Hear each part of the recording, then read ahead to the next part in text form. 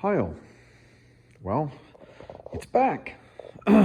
Yes, I can do an update video. It's finally back. It was away for about pretty close to 2 months. Yeah, I missed it, but god damn, did that boy do a good job.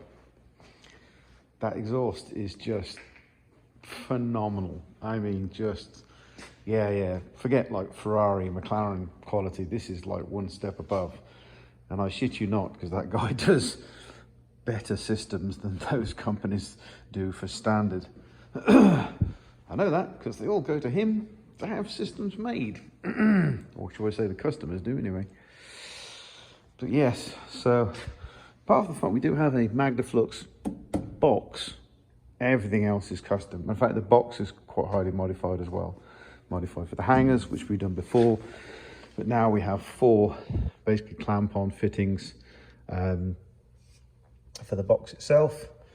So yeah, God, this is don't get me wrong, wasn't cheap, but he doesn't do cheap and nasty. This is all 321 stainless. This is the good stuff. And if you can zoom in on the quality of these kind of welds here and here, then in my wildest dream, I don't think I could ever get that kind of perfect penetration. But yet, yeah, it is just, damn, super happy.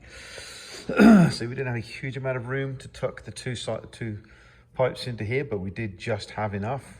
And they come up the pipes. These are not screwed up, they're not clamped on yet, so, but they are in.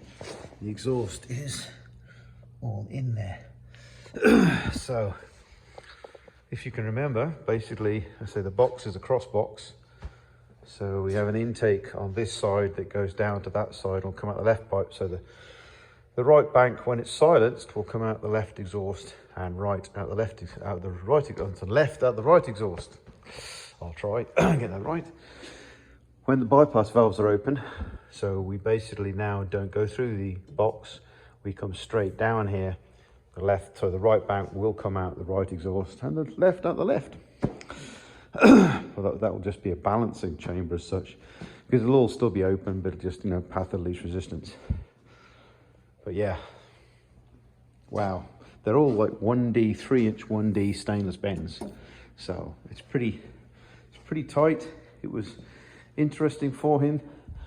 He didn't remove the diffuser, and obviously you can't get into anything inside there, so basically those pipes had to be put on, taken off, put on, taken off, put on, taken off multiple times to get the setup right. There isn't a clamp between the two at the bottom there where they come out, but because we did this kind of 2-entry system into here, it's actually got locked in 2 places and definitely at 2 planes. So actually, Chris is telling me that when you can't push, they don't vibrate very much, so we don't actually need another mount for the tailpipes here, because pretty much once it's bolted to there, it moves with the box. Now these are cut tight at the moment because this is the prototype diffuser. These are cut tight, so effectively we just gave them to a position for him to hit. Then basically when we do the production diffuser, which we've now actually just started the first one, there'll be obviously a fingers gap around the exhaust to allow for the exhaust box and everything to move. One thing we didn't anticipate was having the obviously tube here. That's obviously locked there and there. Now this pipe here, apparently Chris is saying it's pretty awkward to get out past the cooler with the wide pipe at the front. Obviously we've got a clamp there and a clamp at the turbo. So what he's done is put an Inconel double slip joint in the center here. So basically that front part and the back pier are now technically separate, so they can be separated for ease of disassembly. So you basically got 1, 2, 3 sections of the exhaust from the turbo and wastegate back.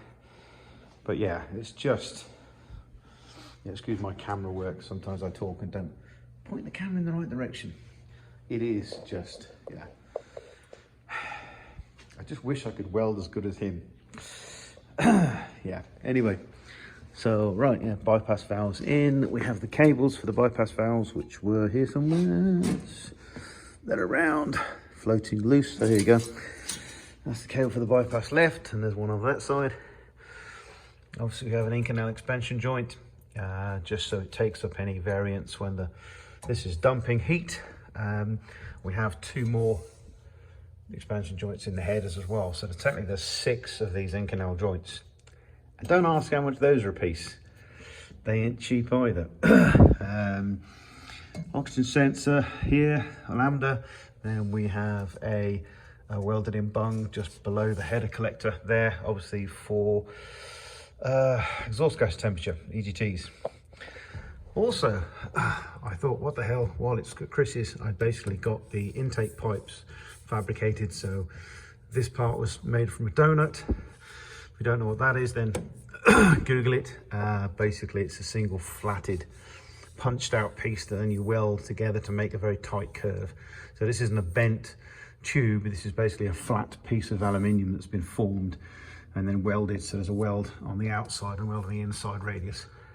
But that's the only way I could get the tight curve I needed between the throttle body and the intake. This isn't completely finished.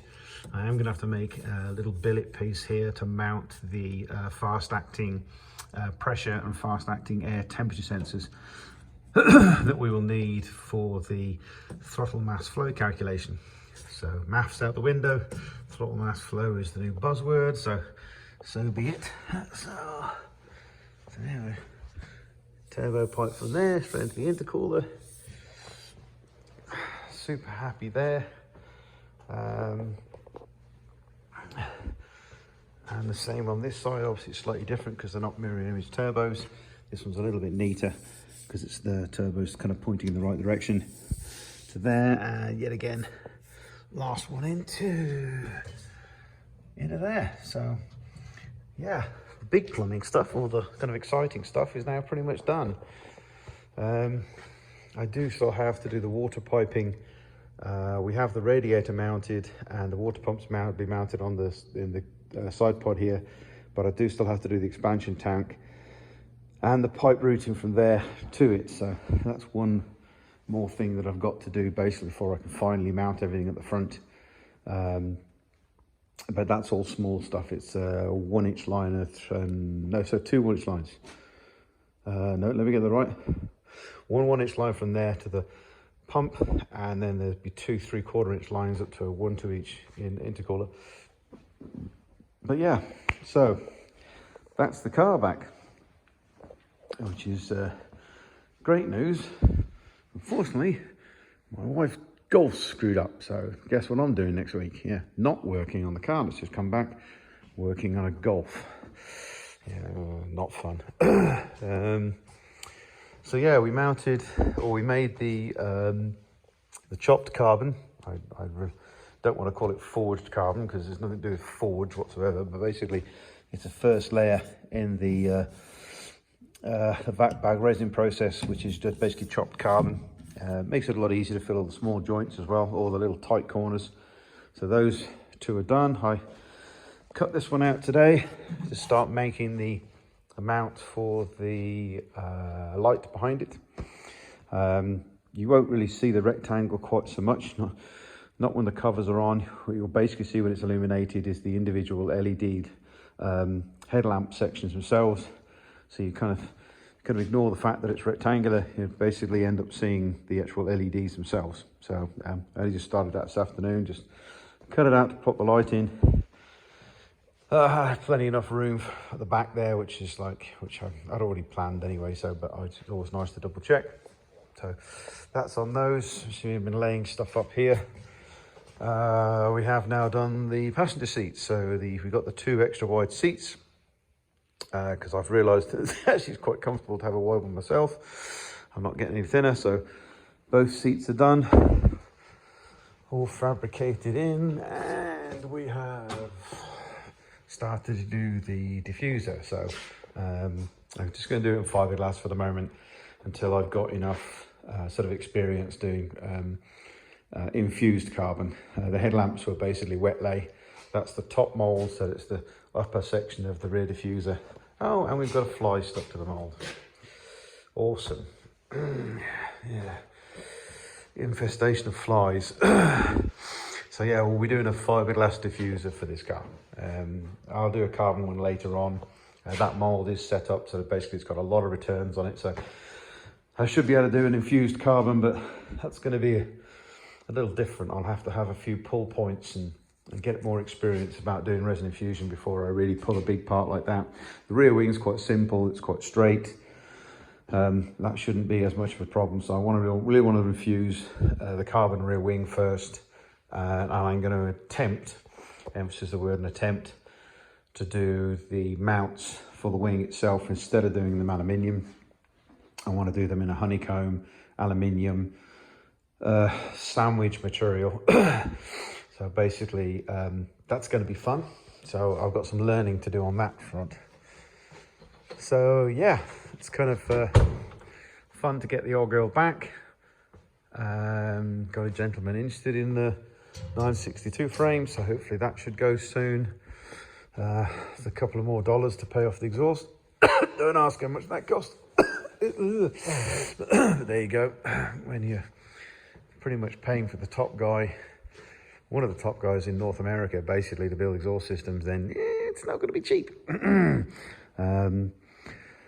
I've still probably got a week's worth of finalisation on the wiring loom to do. I think I was waiting for connector. Yeah, I was waiting for connector on that, but now they've came. I've still got to do the front bulkhead connector and a bunch of other stuff. Still got a few radiator pipes to just slightly modify. Sensor to put in one, and I've got one join to make. But that's probably a day's work just to finish the plumbing off for the radiator. Yeah, lots of stuff. I've still got closure panels to make here. I want to try and make the majority of that unboltable, just to make it easier to get to the filter.